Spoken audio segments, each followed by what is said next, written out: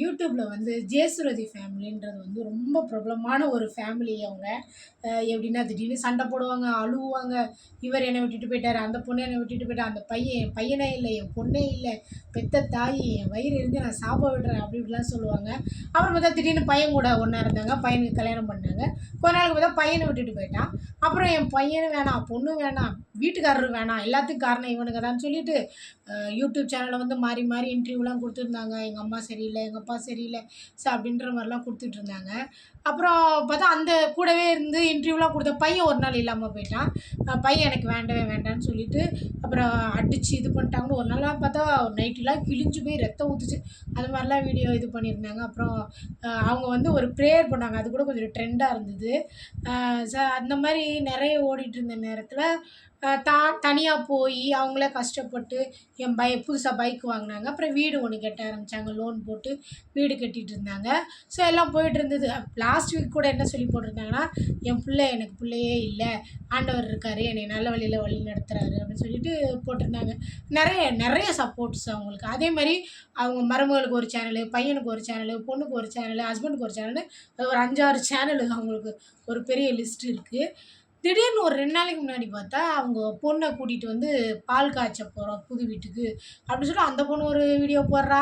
இந்த அம்மா பார்த்தா என் ஹஸ்பண்ட் வந்துட்டாரு, நாங்கள் மீன் குழம்பு வைக்கிறோம், சாப்பிட்றோம், வீட்டை க்ளீன் பண்ணுறோம் அப்படி இப்படின்னு இந்த அம்மா பார்த்தா வீடியோ போடுறாங்க. கமெண்டில் பார்த்தா, என்னடா இது புதுசாக நீங்கள் ஒன்று சேர்ந்துட்டிங்களா, எங்கள்கிட்டலாம் சொல்லவே இல்லை அப்படின்ற மாதிரி ஒரே கமெண்டாக இருந்துச்சு. நான் ஒன்று சொல்கிறேன், இப்போ நம்ம வீட்லேயே பார்த்தீங்கன்னா திடீர்னு ஒரு பர்சன் ஒரு 2 பேர் இருப்பாங்க.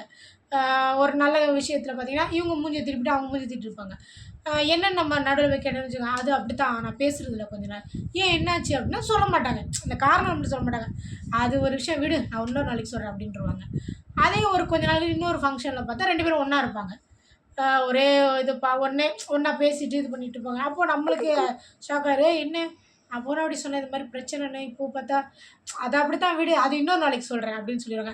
நம்ம வந்து ஒரு பர்சனலில் வந்து அந்த இன்னொரு நாளைக்குன்ற ஒரு வார்த்தையில் எல்லாத்தையும் முடிச்சிடுறோம். அப்போ ஏதோ ஒரு காம்ப்ரமைஸ் அங்கே நடந்திருக்கு, ஏதோ ஒன்று நடந்துருக்கு. ஸோ அதனால் அவங்க 2 பேரும் ஒன்றாயிட்டாங்க. ஏதோ ஒரு சண்டை வந்திருக்கு, அதனால் பிரிஞ்சுட்டாங்க. ஆனால் இவங்க என்ன பண்ணிட்டாங்க, ஒவ்வொரு வாட்டியும் இதுக்காக தான் பிரச்சனை, இதனால தான் பிரச்சனை, இதனால தான் இவன் பேசினான், நான் அதனால தான் கேஸ் போட்டேன், இதனால தான் என் ஃபோனு போச்சு, ஏன் சேனல் போச்சுன்னு ஒவ்வொரு காரணத்தையும் சொல்லிவிட்டு இப்போ என்னென்ன தெரியாமல் திடீர்னு ஒன்று சேர்ந்துட்டோம் அப்படின்ட்டாங்க.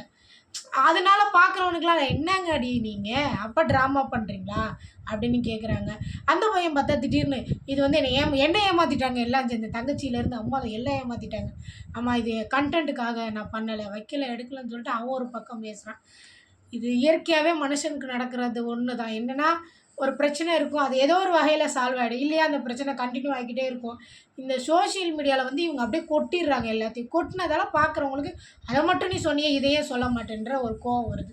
அதே என்ன சொல்கிறாங்க, என் ஃபேமிலி நாங்கள் எப்படி வேணா இருப்போம், நாங்கள் எப்படி வேணா போ, அதை நீங்கள் வந்து சொல்லியிருக்கவே கூடாதுல, என்னை அடிச்சிட்டா அந்த நாய் இந்த பேயின்லாம் அந்த அம்மா பேசுச்சு. இப்போ வந்துக்கிட்டு என் வீட்டுக்கார் என் கணவர், ஓகே அது அவங்க ஃபேமிலி சரி இருக்கட்டும். நீங்கள் சோஷியல் மீடியான்னு ஒரு இடத்துல வந்து எல்லாத்தையும் சொல்லிவிட்டு இப்போ வந்துட்டு காரணமே எங்களுக்கு தெரியலன்னு கத்துறாங்க, நாங்கள் ஏன் சொல்லணும்னு கேட்குறீங்க.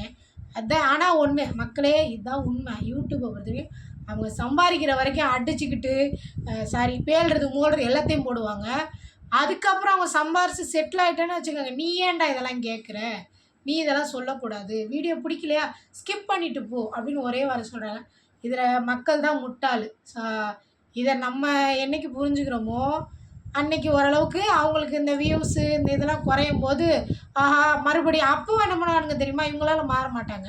அப்போ என்ன கண்டென்ட்டு, அப்போ என்ன பண்ணலான்னு சொல்லிட்டு அவங்க ட்ராக்கை மாற்றிட்டு போயிட்டே இருப்பாங்க.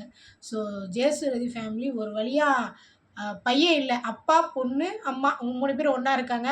அடுத்து இதில் என்னென்ன வெடிக்க போகுதுன்னு தெரில. ஸோ டு பி கண்டினியூ தான், இது முடியவே முடியாது.